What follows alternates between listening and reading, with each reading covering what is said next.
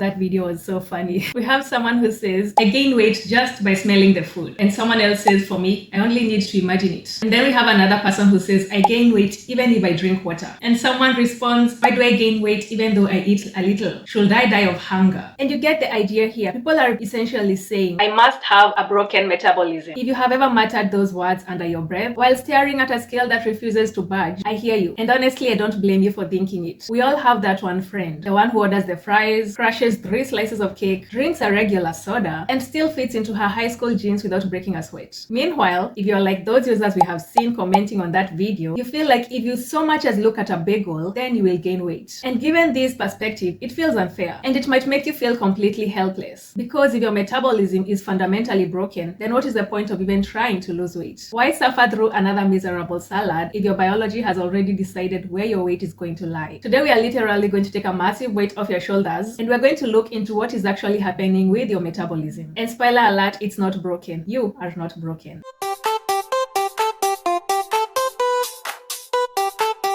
Hello everyone and welcome back. I'm Daisy, aka D, and I'm here to clear away the nutritional noise that is out there so you can finally get the weight loss results that you want. And today we are going to tackle the idea that your metabolism can be so slow that it's impossible for you to lose weight even if you start eating less and moving more. And this is something that I see. Women come to me in my Better in 90 program feeling completely demoralized because they feel that they can't lose weight no matter what, and they're not making it up. They are genuinely working hard at what they think will give them the results that they want, but they're not seeing them. And a lot of this has to do with the way that diet culture has weaponized the word metabolism so that they can sell you metabolic reset shakes and diet pills and green tea pills, and the list goes on and on and on. As a result, we have been misled about the ways in which our bodies expend energy. But the thing is that your metabolism is not this curse that your ancestors handed down that you can never change no matter what you do. It is a dynamic and living system. And today we're going to learn how we can actually work with it to get the results that we want. Can't you tell that shorty splendid? I just spent a couple bags on YSL, cause shorty splendid. I said look at her well, can't you tell that shorty splendid? I just spent a couple bags on. So he's not willing to answer questions regarding how much he eats, what he eats, and how often he eats, because the answer to every question is, I have slow metabolism. And someone asks him, okay, so what do you eat? How do you eat it? And what are the time frames? And someone responds, that's a low way of thinking. What does what you eat have anything to do with your size? Yes, that's an actual question. And that brings us to part 1, where we talk about the myth of the genetic lottery.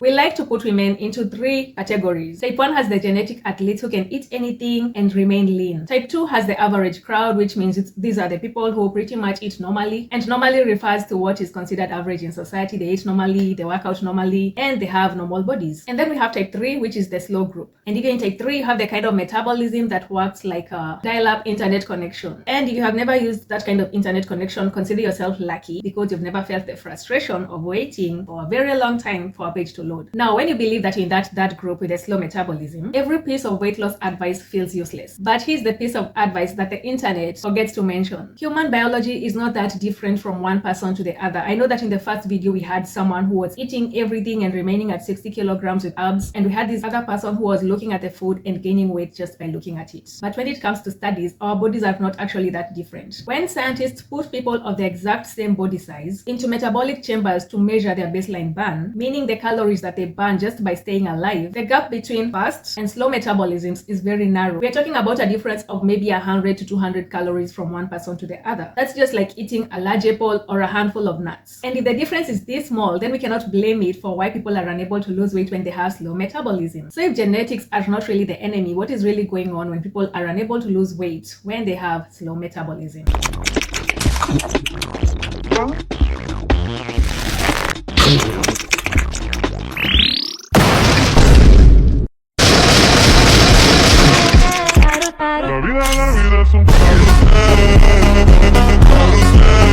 Yes, once again, we have the depiction of someone who is really strict with their diet and they're still not seeing the results that they want. And we have this other person eating all kinds of junk food and they're still able to maintain a very low body fat percentage. So what's the secret that these people have? These people who are able to eat whatever they want and still maintain these lean body types. Let's talk about it. Here's the real secret behind that friend who eats whatever she wants, whenever she wants, and never gains weight. It's usually not her genetics. It's her NEAT, N-E-A-T, which stands for non-exercise activity thermogenesis. This is the energy that you burn, doing absolutely everything that is not sleeping, eating, or dedicated workouts. It's fidgeting, pacing while on the phone, taking the stairs, cleaning the house, and just being restless overall. You see, when you go on a harsh diet, I'm talking about an aggressive calorie deficit, your body has to become smart so that it can protect you. And it does this by subconsciously getting you to slow down on movement. You sit more, you stop tapping your foot while you're seated, you stop fidgeting, you start taking the easy way out, you stop taking the stairs, you start parking closer to the store, your posture changes, and thanks to all of these small changes that you're making in your life, you start burning fewer calories even without realizing it. And that is what feels like a slowing metabolism. It's not that your metabolism is slow, it's because your body is making up for your aggressive calorie deficit or just the habits that you have by slowing you down, and you find that you're spending less energy compared to people who appear to have a fast metabolism. That is not fair! That is not fair! And someone responds, no, because how are they eating 10 times more than me, yet I weigh 10 times more than them? And someone else says literally like, hello. It's a common theme. People start saying that I eat less, I should weigh less, but still the people around me eat more and they weigh less than me, so what exactly is happening? Well, if you feel like this, the truth is that you can actually rebuild your metabolism so that you can start eating more if that's what you want to do and still lose the weight that you want to lose. So let's talk about that. The beautiful thing about your metabolism is that it is responsive. And that means that if you give it the right signals, it will trend upward. Unfortunately, the internet advises you to eat less. If your metabolism is slow, just eat less until you get to maybe 1,000 calories, 800 calories. I have even seen 500 calories a day. But this often does the opposite thing. So instead of trying to starve your way into a faster metabolism, let us look at the factors that you can control. And first, we have muscle tissue, which is more metabolically active compared to fat. It takes energy just to maintain muscle, which is why men who generally have more muscle mass compared to women find that they can eat more compared to us just because of muscle, just muscle. And that means that if you can build more muscle, you can start increasing your metabolism, allowing you to eat more without fearing that you're going to gain weight. Of course, there are limits to this, but you can increase your baseline burn by a significant percentage. Secondly, you can control your sleep and your stress levels. When you're in a chronic state of stress and you're constantly exhausted, your body pumps out more cortisol. And I know people have talked about cortisol phase, and there's a lot of controversy when it comes to cortisol belly and all of that. But the truth is, at the end of the day, yes, we do have to think about cortisol when it comes to weight loss, especially as women. And when you have a lot of cortisol in your body, you will think that that will make you feel more active. But the truth is that it actually leaves you feeling sluggish during some parts of the day or even most of the day. And this can lower your natural daily movement. And we have talked about how NEAT is important when it comes to your metabolism. But that's not all. It can also trigger intense cravings. So what you really want to do is work on these factors that you can control. Now let's talk about how you can use all the factors that are within your control to get your metabolism to a higher baseline.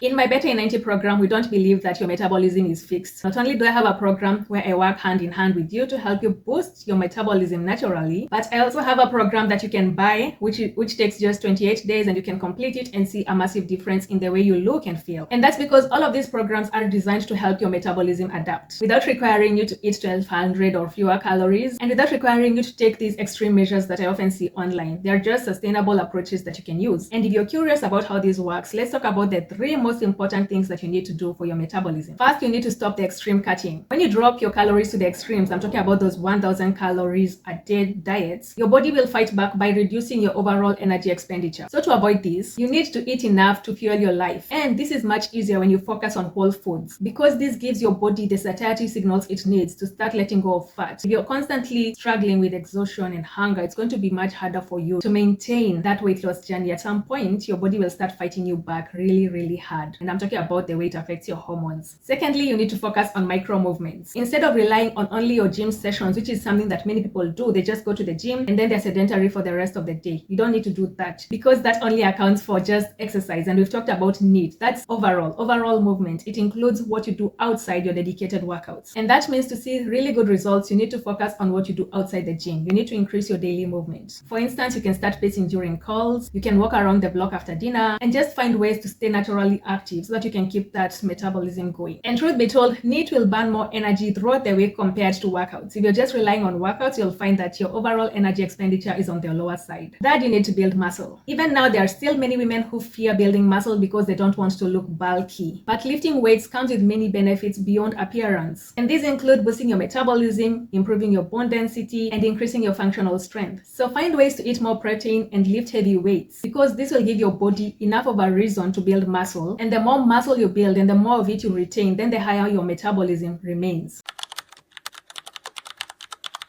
Your metabolism can change under the right conditions. And you will find that once you stop fighting it with aggressive calorie deficits and instead start working with its natural signals, everything will change. So let me know in the comments. Have you ever been trapped in that cycle of eating less and less and still finding that your baseline was lowering over time? Have you ever tried to fix your metabolism by going for these really low calorie diets only to find that you feel stuck? Let's talk about it. Hit that thumbs up if you're ready to start boosting your metabolism, and subscribe for next week's myth busting video. I'll see you in the next one.